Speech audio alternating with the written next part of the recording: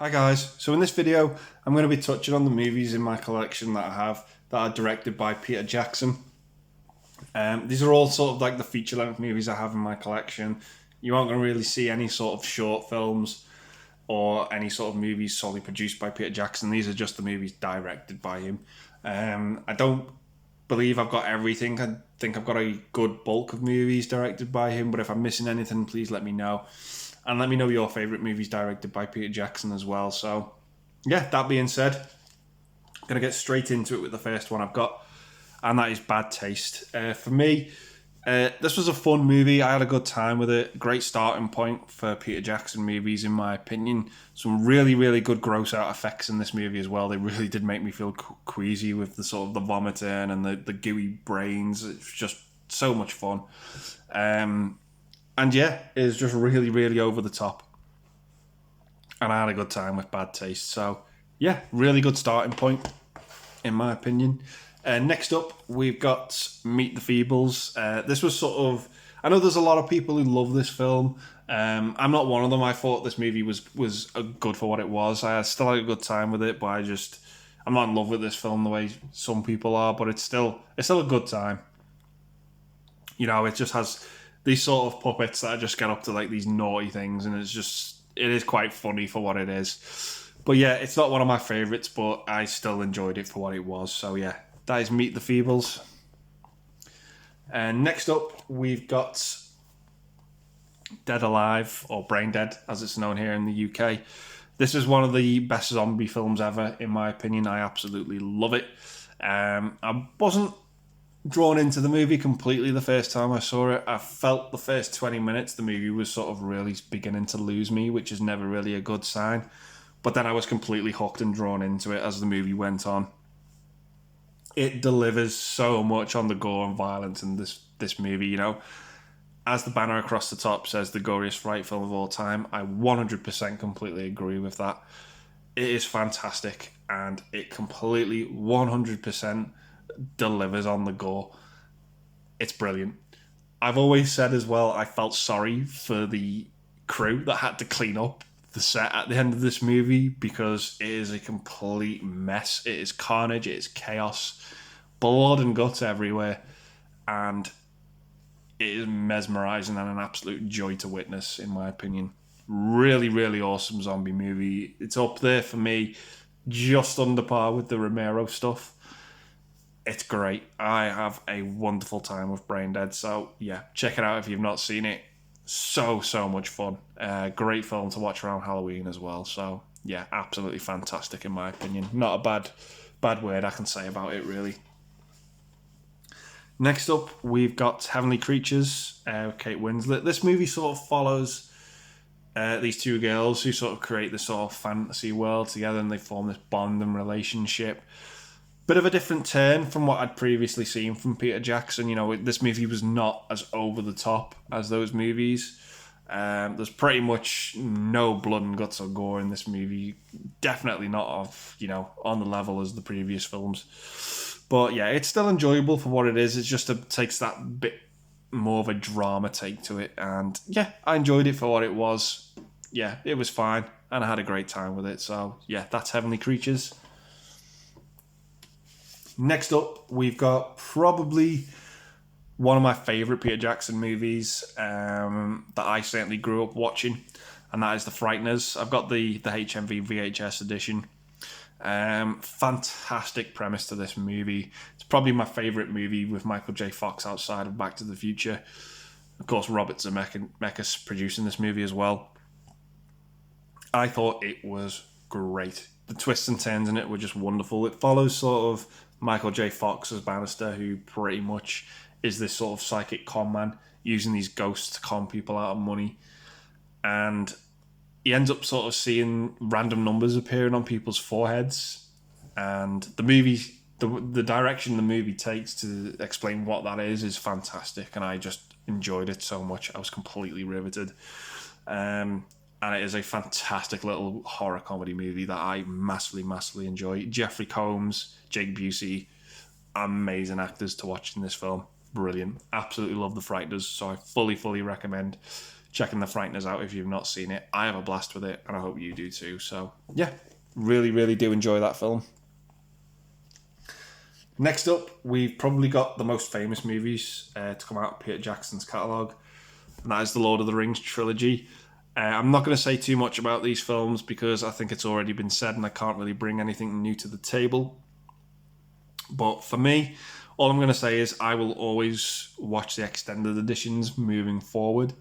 I know Return of the King, that theatrical cut, won so many awards, and I know that the extended edition was not the version of the film that won those awards and got that critical acclaim, but I still will always watch these extended editions over the theatrical ones all the time. I just think I've sort of been spoilt with the new features and the new scenes that this movie has that I can't ever go back to watching those films. I will just always watch the extended cuts. For me, it's a fantastic trilogy. Peter Jackson's masterpiece, in my opinion. Absolutely brilliant. Can't say much more than that. So yeah, I can watch these movies any time of the year as well. Brilliant films. I will always watch all three of these movies. I can never sort of pick one out and just watch that on a solo watch. I have to watch all three to get the complete story. But that's just me. So yeah, love Lord of the Rings. Can't fault it. It's brilliant. Really, really do enjoy it. So yeah, coming up next, we've got Peter Jackson's interpretation of King Kong.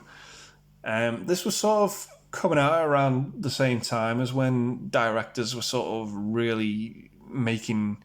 Big name directors were making remakes of like classic movies. Like Peter Jackson had done King Kong, Spielberg had done War of the Worlds, and Tim Burton, I think, had done Planet of the Apes a couple of years before. It was just a bit of a weird time to like, oh, this director's doing an interpretation of this film, you know.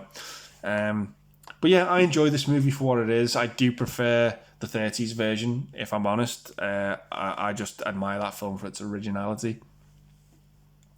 But this movie is fine. It takes a long time to get going, but when it does get going, it really, really does deliver on the action. It is fantastic. It's everything you'd want from a King Kong film with regards to that, in my opinion. Really, really do enjoy this movie for what it is. I think Andy Serkis is brilliant as Kong.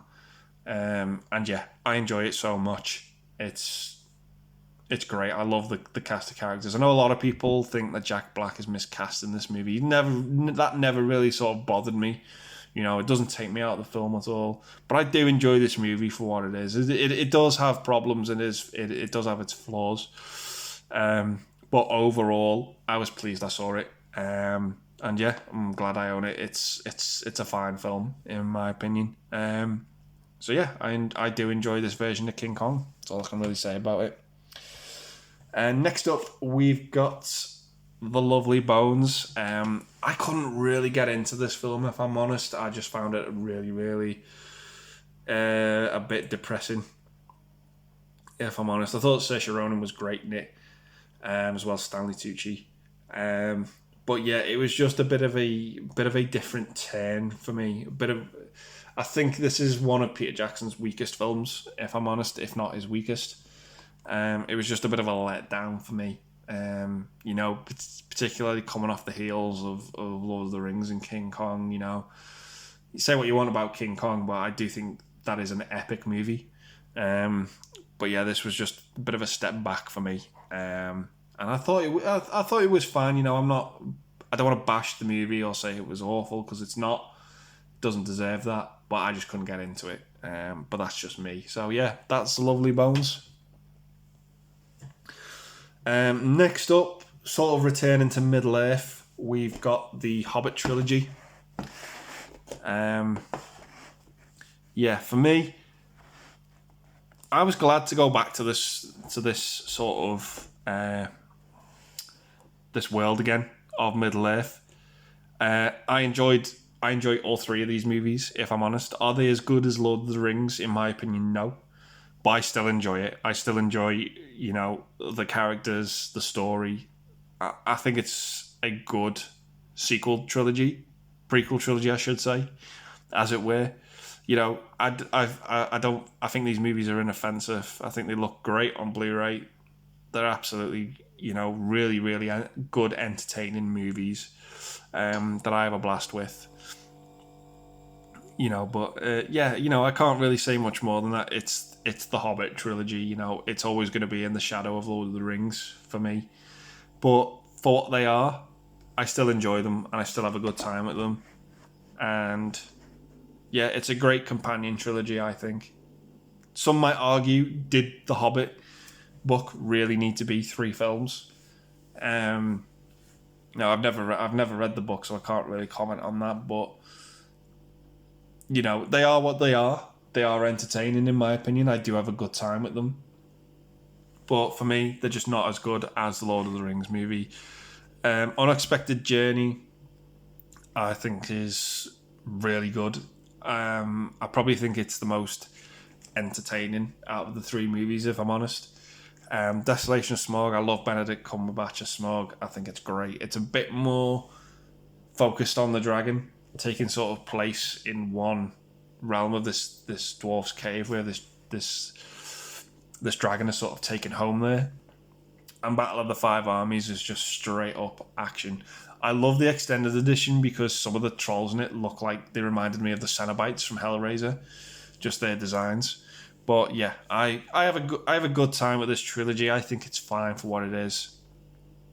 As I said, not as good as Lord of the Rings in my opinion, but I still enjoy it. I enjoy going back to that universe and that realm and some of those characters. So yeah, that is the Hobbit trilogy. Really do like these editions as well. Just think they're great. Yeah, have a good time with it. I think they're pretty good. So yeah, coming in with the most recent film now is a documentary. They Shall Not Grow Old. This movie was fantastic in my opinion. I think the work that Peter Jackson had put into this project and everyone involved in it had really done this justice. Taking all these old World War One reels of footage and restoring them, adding colour to them, really, really making them pop.